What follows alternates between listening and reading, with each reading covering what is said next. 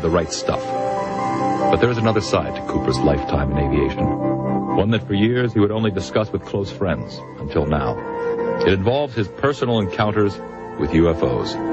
For him, it began in 1951 while flying in Europe for the U.S. Air Force.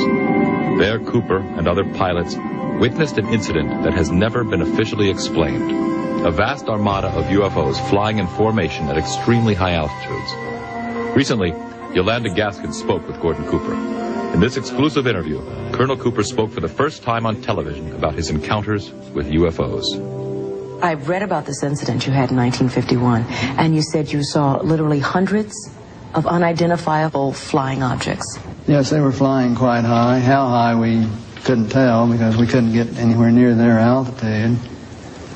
But they were either very large craft way up or smaller craft still well above what we could get to. For a day and a half, all of this happened. But then no one wanted to talk about it. Well, we sent a report forward on it, and the answer that finally came back months later was they were probably high-flying seed pods, which didn't sound very logical. There are always a lot of excuses. There's always weather balloons. I've heard that one before. Oh, yeah. In 1951, you couldn't even get close to the things that were flying overhead.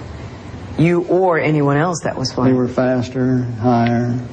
6 years later, Cooper again encountered a UFO. This one definitely was not a weather balloon. While supervising flight testing in Edwards Air Force Base, his military camera crew actually filmed an unidentified saucer-shaped object landing near the site. As they were sitting there filming, a little saucer came from, I say little saucer, it was a saucer, came flying over their heads, put down 3 little landing gear and landed right out on the dry lake bed. And they picked up their cameras and started over toward it, filming as they went. And when they got in fairly close to it, it lifted up, put the gear back in the wheel wells, tipped up, and took off at a great rate of speed. And so they came into my office and told me what had happened, and I sent them over to develop the film. And then had to go through all the proper regulations of reporting this. And we wound up having to send the film forward to Washington in the base jet airplane. And I don't know whether anyone's ever seen it since. Now, the vehicle that you just described, how similar was it to the very first sighting that you had back in 1951? Quite similar. It was basically the same plan-form vehicle. They were double saucer, lenticular.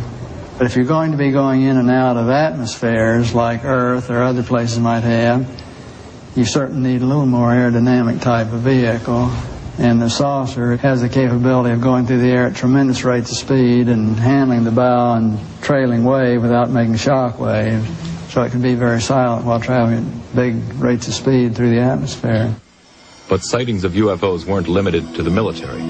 Cooper has commercial airline colleagues who've also seen UFOs. Yes, a friend of mine who was a captain on a major airline at night was flying along, noticed this, suddenly a big glow came off his left wing, and he looked out and this big saucer was sitting right off their wing. And so he turned slide toward and it moved away, and turned back and it moved back in position, and turned to his co-pilot and said, do you see what I see? And he said, oh God, yeah, I do.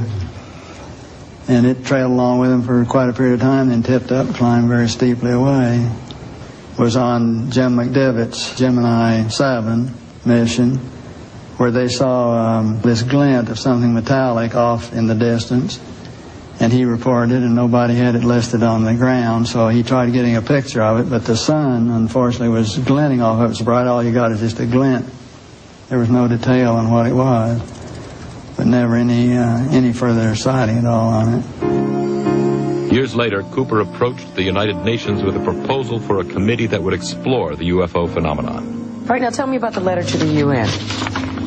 Well, the letter to the UN was in conjunction with a meeting that I had with Kurt Waldheim and the Security Council of the UN to try to encourage the UN to establish a committee to start comparing notes and data and information, and to really look into all of this from an unbiased, neutral point of view.